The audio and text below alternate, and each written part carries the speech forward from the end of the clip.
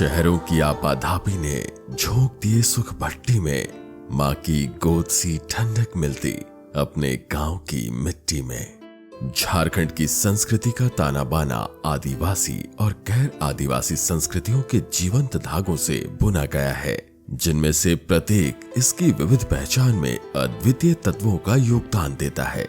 झारखंड की संस्कृति का लोकाचार एक दिलचस्प चित्र यवनिका है, जो न सिर्फ इसके विविध समुदायों के सामंजस्य को प्रतिबिंबित करता है, बल्कि उनके लचीलेपन, रचनात्मकता और भावना को भी प्रदर्शित करता है। ग्राम्य जीवन का रहस्यपूर्ण आकर्षण और सांस्कृतिक विविधताएं झारखंड के गांवों को एक ऐसी भूमि बनाती है जहां सुंदरता कभी धूमिल नहीं होती। यहाँ का ग्राम्य जीवन अति रमणीय है, अपनी असीम सुंदरता से अपरिवर्तित है। हजारों बाधाओं के बीच जीवित रहने में ग्रामीणों का आपसी समर्थन, एकता और परस्पर सहयोग सराहनीय है। प्राकृतिक संपदाओं से भरपूर इस प्रदेश के ज्यादातर ग्रामीण आजीविका के लिए आज भी खेती पर निर्भर हैं, लेकिन कृषि योग्य भूमि और पशुधन की कमी एवं स्थानीय रोजगार के अवसरों की कमी इनके जीवन को इतना दूभर बना देती है कि कई परिवारों के लिए 2 वक्त का भोजन जुटा पाना भी बड़ी चुनौती बन जाती है। इसे देखते हुए यहाँ के ग्रामीणों के जीवन स्तर में सुधार लाने के लिए कई स्तरों से प्रयास किए जा रहे हैं, जिसका परिणाम भी काफी उत्साहजनक दिख रहा है। नमस्कार, जोहार। हमारा देश एक विकसित भारत होने की तरफ अपना कदम बढ़ा चुका है, लेकिन जब तक हमारे देश के गांव विकसित नहीं होंगे, वहाँ के गांव वासी विकसित नहीं होंगे, तब तक ये यात्रा अधूरी है। आज हम आपको ले चलेंगे बोकारो जिला के पेटरवार प्रखंड और उसके आसपास के गांव में, जहां पे पिछले 20 साल पहले स्थिति बहुत अच्छी नहीं थी। यह गांव भी भुखमरी से ग्रस्त था। यहाँ पे लोगों की आजीविका के कोई भी साधन नहीं थे, लेकिन एक एनजीओ के प्रयास से इस गांव में पिछले 20 सालों में बहुत परिवर्तन आया। आज उनके आजीविका के स्रोत बहुत ज़्यादा बढ़ गए। जो पहले एक बार भी खेती नहीं कर पाते थे, अब 3 बार फसल लेने लगे। तो आइए आपको ले चलते हैं पेटरवार प्रखंड और उसके आसपास के गांव में और देखते हैं वहां की विकास यात्रा।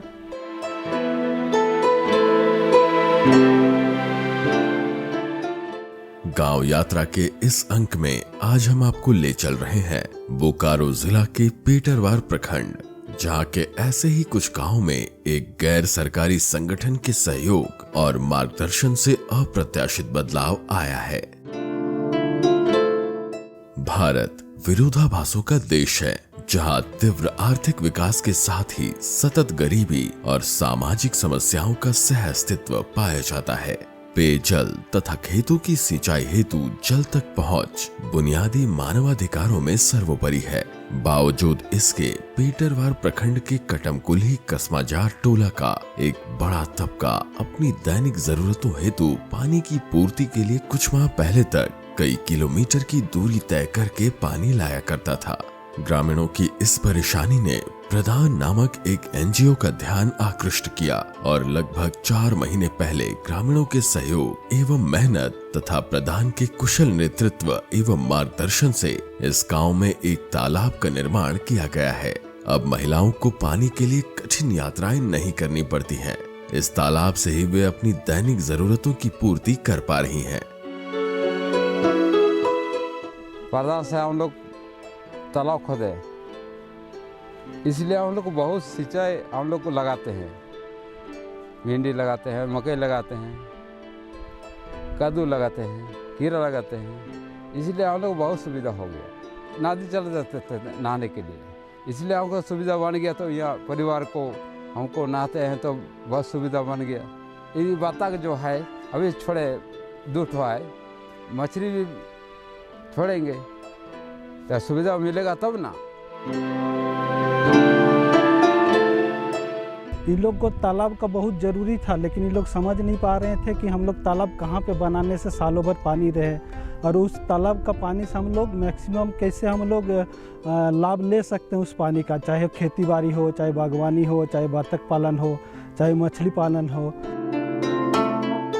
मैक्सिमम पानी उधर से ऊपर से मेरा नीचे तरफ से आता है और इधर से बह कर नीचे तरफ चल जाता है। तो फिर हम लोग सोचे कि पानी को कैसे रोका जाए, तो यहाँ पे एक हम लोग तालाब का निर्माण किए और इस तालाब का निर्माण से हम लोग अभी देख सकते हैं कि यहाँ ऊपर तरफ बहुत सारा खेती कर रहे हैं। दीदी लोग को भी कहीं बाहर नहीं जाते हैं, काम कर रहे हैं, तो यह घर में ही रह के कुछ काम करने का मौका मिलेगा और इनकम होगा।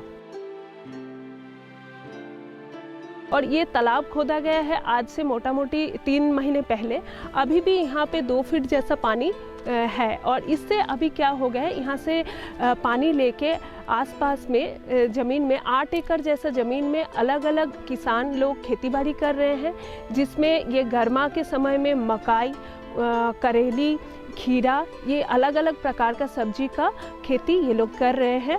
और गांव में रह के ही इन लोगों का एक गर्मी के समय में एक आजीविका का स्रोत भी नया ये लोग देख पा रहे हैं। तो आने वाले बरसात में इन लोगों का प्लानिंग है कि यहाँ पे मछली पालन भी करेंगे, साथ साथ अभी जो 2 बतख का पालन कर रहे हैं इसको भी और बढ़िया संख्या में करने का इन लोगों का सोच में है।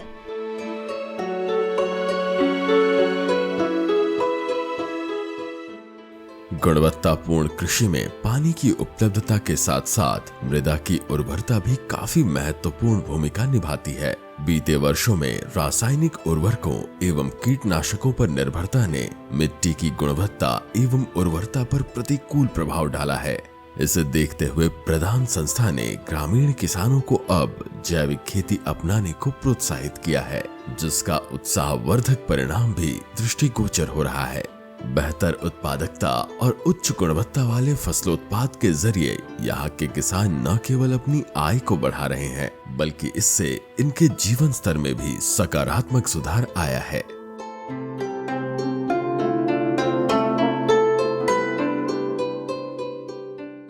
वर्मी कंपोस्ट बनाते हैं।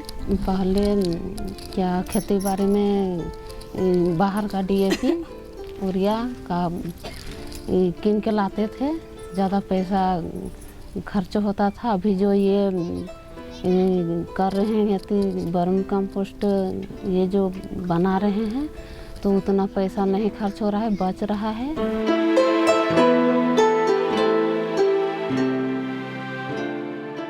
पहले से हम लोग खेती बाड़ी होता है तो रासायनिक रासायनिक बीज डालते हैं हम लोग, तो बहुत खेती और ज़मीन सब ये हो जाता है, जो ज़मीन है सब उदास होते जा रहा है।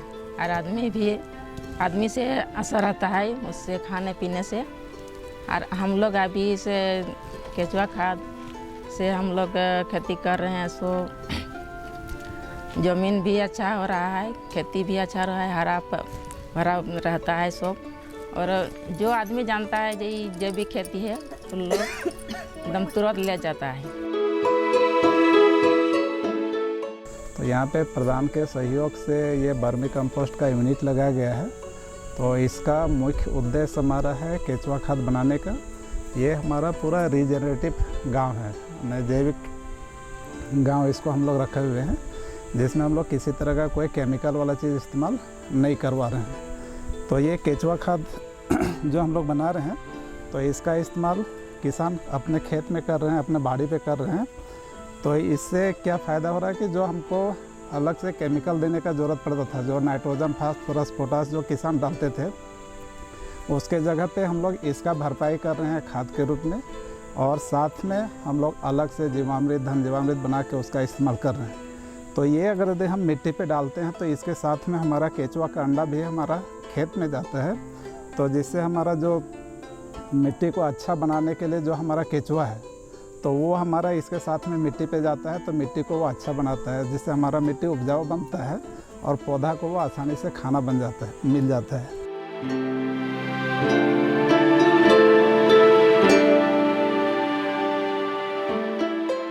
कुछ उद्यमशील किसान अब पारंपरिक खेती को छोड़कर नवीनतम तरीके से खेती करने में जुट गए हैं। आर्थिक एवं कृषि परिदृश्य में विविधता लाने के उद्देश्य से सुरक्षित एवं आयप्रद कृषि पद्धतियों को अपनाया जा रहा है।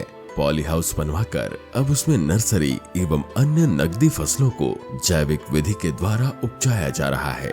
जल संरक्षण के महत्व को समझते हुए सिंचाई के लिए स्प्रिंकल विधि अपनाई जा रही है, जिससे हर मौसम में फसल उगाकर इनकी आर्थिक स्थिति को सशक्त एवं समृद्ध करने का मार्ग प्रशस्त हुआ है।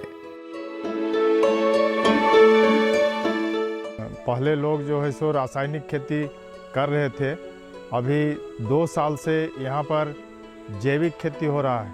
लोग जीवामृत और घन जीवामृत, अग्नियास्त्र, ब्रह्मास्त्र, नीमास्त्र का प्रयोग करते हैं और इसी के द्वारा जो है सो खेती करते हैं। जीवामृत के द्वारा खेती करने से रासायनिक में कोई भी फसल 2 से 3 महीना तक फल देता था, लेकिन जैविक के माध्यम से जो खेती हो रहा है उसमें जो है सो ये 1 से 1.5 महीना अधिक फसल देता है और ये टिकाऊ होता है।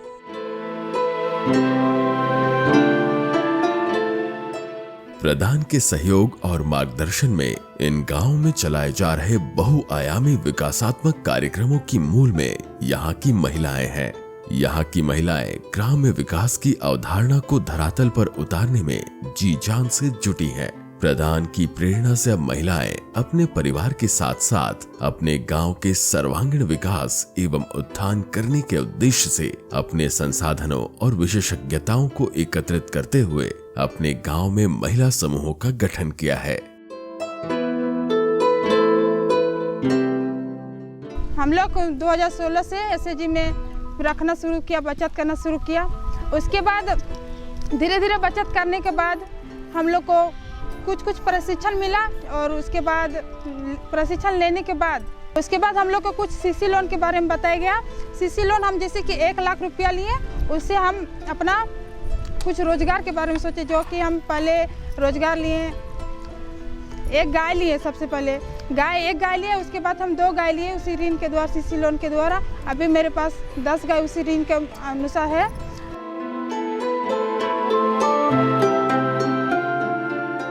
तो अपना समूह मतलब बनाए 2010 में, उसके बाद मतलब अपना समूह बनाए, उसके बाद संगठन में जुड़े, संगठन के बाद मतलब CLM में, उसके बाद धीरे धीरे हम VO से AKM दीदी मतलब AKM दीदी चुनाव होकर गए, तो फिर प्रशिक्षण ले लिए प्रधान से, कृषि मित्र के थ्रू से। उसके बाद हम लोग किसानों के बीच में मतलब प्रशिक्षण देने लगे। पहले तो हम लोग समूह में बचत लेन देन यही सब करते थे।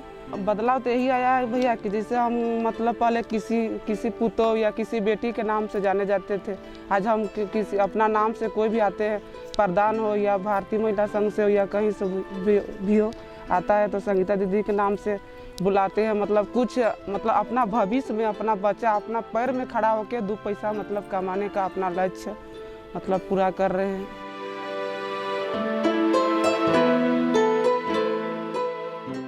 जिस समय हम यहाँ आए थे 2007 में, उस समय ग्रुप में हम लोग ग्रुप का नाम भी नहीं जानते थे क्या ग्रुप होता है सो।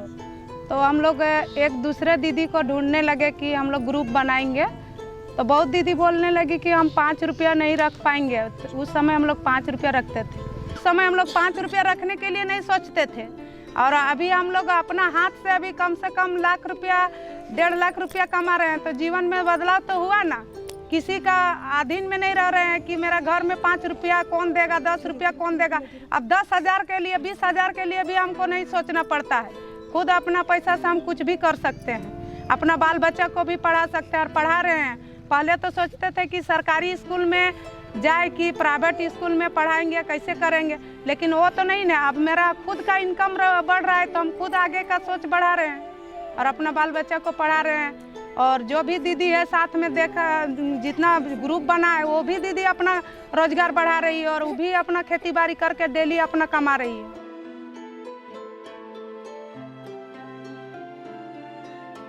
समूह गठन से न सिर्फ इनमें वित्तीय स्वावलंबन और स्थिरता आई है, बल्कि समूह की नियमित बैठक करके अब ये गांव की समस्या एवं उसका समाधान करने, विकासोन्मुखी योजनाओं की रूपरेखा तैयार करने तथा महिलाओं को सामाजिक, आर्थिक एवं राजनीतिक रूप से सशक्त बनाने की दिशा में भी हमेशा प्रयासरत दिखती हैं। अभी जैसे एसएचजी होने के कारण अभी हर तरह महिला के प्रति जानकारी हो रहा है और अपने महिला दीदी है सो अपने पैर पे खड़ा हो रही है और अनेक महिला दीदी ऐसी है कि अपना नाम धर के फलनी जो नाम है वो दीदी करके बुलाते हैं, और ये चीज़ पहले होता नहीं थे। और अभी हम लोग ये है कि जिला स्तर में भी जा कर के जो हम लोग कर नहीं पाते थे, अभी जिला स्तर में भी जा कर के हम लोग बैठते हैं, और हम लोग जो जितना दीदी सबका जो समस्या है वो करते हैं। और जो न्याय सलाह केंद्र है, जैसे अभी किसी भी तरह का रेप केस में हो जाता है, उसमें भी हम लोग ये करते हैं न्याय सलाह केंद्र के लेकर के। जैसे कि हमारे समाज में, मेरे गांव घर में बहुत सारे ऐसी समस्या होती थी जो समूह के द्वारा हम लोग बदलाव किए हैं। जैसे कि बहुत ऐसे दीदी को नासापन जैसे कि दादा लोग करते, जो दीदी लोग को बहुत प्रतिदित करते थे, जो हम लोग VO के द्वारा, न्याय सलाह के द्वारा हम लोग उसको समाधान भी करते हैं।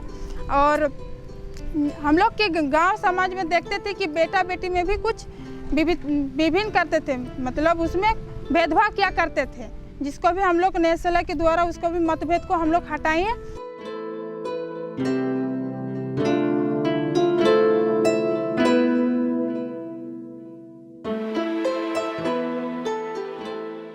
सामुदायिक एकजुटता को बढ़ावा देते हुए ग्राम्य विकास एवं महिला सशक्तिकरण की दिशा में प्रगति पथ पर अग्रसर करने में प्रदान नामक NGO ने काफी बेहतर भूमिका निभाई है। लेकिन रोजगार के अवसर सृजित किए बिना ग्रामीण विकास के लक्ष्य को हासिल कर पाना असंभव है।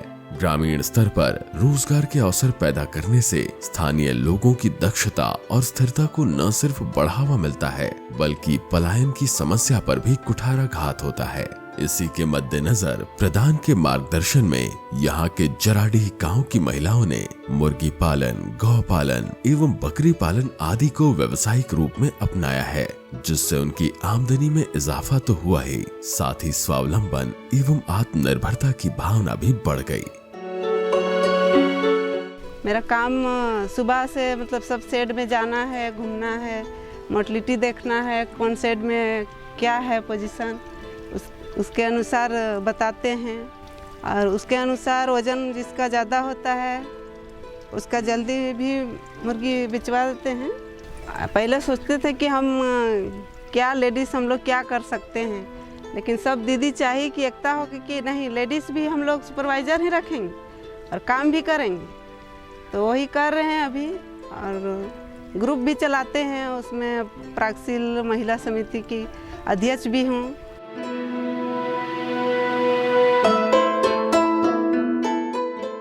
गांव में ही पशु चारा इकाई की स्थापना हो जाने से इन्हें पशु आहार के लिए अब दूर नहीं जाना पड़ता, जिससे इनके समय और पैसे दोनों की बचत हो पाती है। ये संतुलित चारा जैसे कि हम पहली बार जब शुरुआत किए थे तो बहुत सी ऐसी बकरी थी जो नहीं खाती थी और रुचि मानती थी, लेकिन उसको आदत नहीं थी, उसको धीरे धीरे कम मात्रा में देने लगे। उसके बाद खाने की रुचि बढ़ाई तो उसको और ज़्यादा मात्रा में, जैसे कि एक बकरी को 100 से 150 ग्राम प्रतिदिन खिलाते हैं और 10 दिन के अंतराल में नापते हैं। जो कुछ जैसे कि 10 दिन पहले 4 kg का रहती है, तो फिर 10 दिन के बाद कुछ उससे वजन में बढ़ता था, कुछ उसमें ग्रोथ बनता है।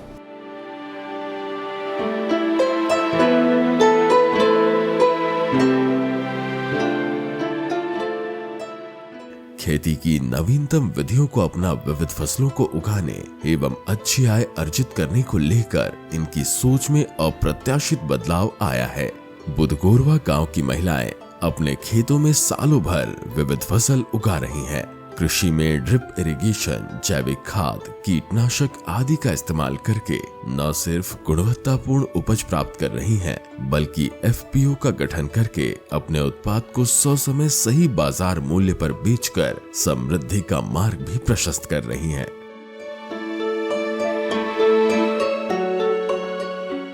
पहले तो हम लोग को तरबूज का खेती नहीं होता था, तो 1-2 साल के बाद तरबूज का खेती होने लगा। तो उसी तरह कर रहे थे कि जैसे तैसे बीजा मिलता था उसी तरह लगाते थे। जब हम लोग FPO में जुड़े और वहाँ हम लोग का इतना फ़ायदा हो रहा कि जिससे हम लोग पहले यहाँ से कभी चल जाते थे 15 किलोमीटर दूर बेचने के लिए, 8 किलोमीटर दूर, तो उसमें हम लोग का दिक्कत होता था बेचने में। और वहाँ बाजार जाके तो जो रेट मिलता था उसी में बेच देते थे। लेकिन अब हम लोग का FPO में जुड़ के और यही फ़ायदा हुआ कि जो भी फिर आता है बेचते हैं, तो उसको हम लोग का जानकारी पहले हो जाता है, बाजार में नहीं जाके बेचना पड़ रहा है और अभी घर तक गाड़ी आ रहा है। ये वाला खेत में पहले हम लोग कुछ यहाँ नहीं लगा रहे थे, लेकिन एपीओ में जुड़ के यहाँ हम लोग रोपाई कर रहे हैं। बीज खेती बाड़ी में थोड़ा ज़्यादा दिमाग हो गया हम लोग का पास, एपीओ में जुड़ के, और फायदा हो रहा है, इससे पूरा परिवार अच्छा से चल रहा है। और आगे का हम लोग का प्लान है कि दीदी लोग का जो 1 एकड़ में करे, दीदी आज 2 एकड़ में करे। मनोन्नति का ये सोच है कि 2 एकड़ करे, 3 एकड़ करे और आगे अच्छा दाम मिल पाए। पहले था कि दीदी लोग 50 डिसमिल में 1 एकड़ में खेती करती थी, क्योंकि उनका पास बेचने का सुविधा नहीं था कि हम बाज़ार जाके बेचेंगे कहाँ, हम बीज कहाँ से खरीदेंगे। तो वो सब चीज़ हम आज मुहैया करा पाए, हमारा कंपनी करा पाया है। तो दीदी आज एक अपना आत्मविश्वास से कह रही है कि हम 2 एकड़ 3 एकड़ में खेती करेंगे, क्योंकि हमको जाना कहीं नहीं पड़ रहा है, कुछ नहीं, हमको खेती पे ध्यान देना है, बाकी बीज से बाज़ार तक का सुविधा मेरा कंपनी कर दे रहा है।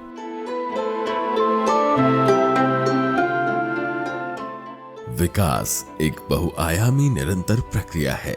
ग्रामीण विकास को मूर्त रूप देने के लिए विकास के विभिन्न आयामों पर काम करना निहायत जरूरी हो जाता है।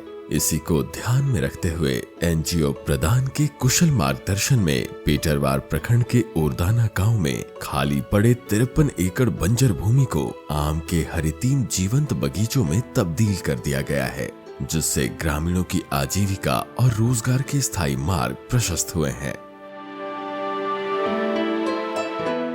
यहाँ पहले कुछ खेती नहीं होता था, इस जमीन में कुछ खेती बाड़ी नहीं होता था, सिर्फ झाड़ी उड़ी था। तो प्रधान के भैया एवं दीदी सभी का पूरा सहयोग है इसमें। जैसे कि पहले दीदी लोग काम उम नहीं करती थी, तो थोड़ा घर का स्थिति खराब रहता था, दादा लोग को अकेले घर चलाना पड़ता था। और अभी है कि दीदी लोग, हम लोग दादा दीदी मिल के काम करते हैं और मिल के ही घर चलाते हैं।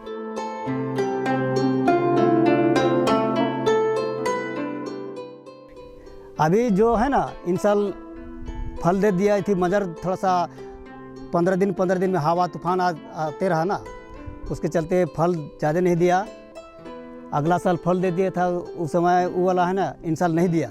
सिंचाई के लिए व्यवस्था किया, कुआं है 5 गो और इस ड्रिप करवाए। उसके बाद और खेती करते तो आमदनी भी थोड़ा सा बढ़ रहा है और हम लोग रहन सहन भी अच्छा हम लोग कर चुके हैं। उसके बाद अभी क्या बोलते हैं, फल दे रहा है तो फिर इन साल कुछ न कुछ हम लोग बेचेंगे।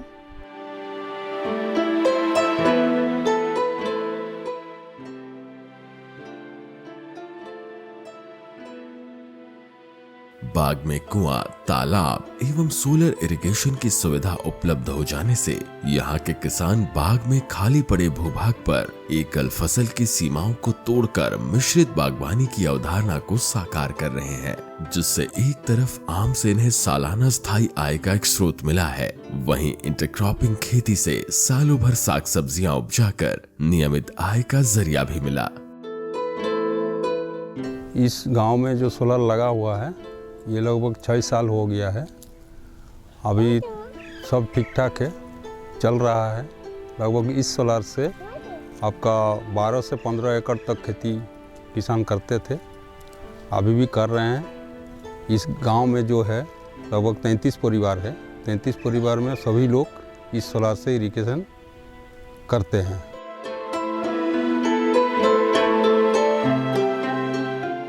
हम लोग के यहाँ पहले सोलर नहीं था, उस समय के सब हम लोग के जितना ज़मीन था ना, सब टमाटर रौंदा लगाए हैं, बैगन लगाए हैं, कुर्थी और राहेड़, यही सब हम लोग पहले लगाए हैं। उसके बाद हम लोग के यहाँ जो सोलर लग गया, तो सोलर के माध्यम से हम लोग बहुत अच्छा से खेती कर रहे हैं और उपज भी ले रहे हैं बहुत अच्छा से।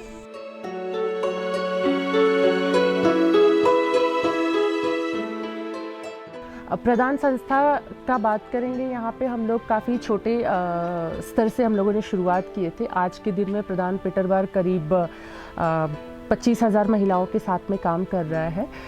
हमारा आने वाला समय में एक सोच है कि ये महिलाएं प्रदान के साथ में सिर्फ 25,000 ही महिलाएं नहीं बल्कि बहुत सारी और महिलाओं के साथ में प्रदान जुड़कर काम कर पाए, जिसके लिए हमारा एक प्रयास रहेगा कि हम अलग अलग पंचायत के जो PRIs मेंबर हैं उनके साथ में, जो अलग अलग डिपार्टमेंट्स हैं उनके साथ में, जो इस बोकारो डिस्ट्रिक्ट में अन्य जो संस्थाएं साथ में काम कर रही हैं उनके साथ में भी हम कोलैबोरेशन करके एक लार्ज स्केल में काम कर पाए।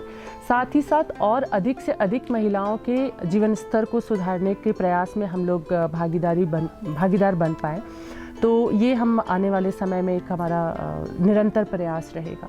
प्रदान संस्था के कुशल मार्गदर्शन और ग्रामीणों के सहयोग एवं सामंजस्य ने पेटरवार क्षेत्र के कुछ पिछड़े गांव में कई विकासोन्मुखी योजनाओं को क्रियान्वित किया है, जिससे रोजगार सृजन तो हुआ ही है, साथ ही पलायन में भी कमी आई है। हालांकि सही मायने में इन गांवों को विकसित बनाने के लिए अभी लंबी यात्रा तय करना बाकी है, लेकिन जिस दृढ़ इच्छा शक्ति, उत्साह एवं चुनौतियों पर विजय पाने के संकल्प एवं गैर सरकारी संगठन के कुशल नेतृत्व और मार्गदर्शन के साथ ग्रामीण प्रगति पथ पर अग्रसर हो चले हैं, इसे देखते हुए यह कहना अतिशयोक्ति नहीं होगी कि आने वाले दिनों में निश्चित रूप से अपनी आकांक्षाओं का गांव बनाने में सफलीभूत होंगे। तो आज हमने देखा कैसे एक NGO के प्रयास से एक गांव सतत विकास की ओर बढ़ रहा है। अलग अलग गतिविधियों के माध्यम से यह गांव ने संपूर्ण विकास पाने की अपनी पहली कदम बढ़ा ली है। इसी के साथ ये कहना गलत नहीं होगा कि इसी तरीके के प्रयासों से हम अपने विकसित भारत को पाने के सपने को बहुत जल्दी साकार कर लेंगे। तो चलिए इसी के साथ मैं लेती हूँ आपसे विदा। तो अब हम मिलेंगे एक और नई जगह, एक और नए गांव और एक और नई कहानी के साथ। तो आज के लिए नमस्कार, जोहार।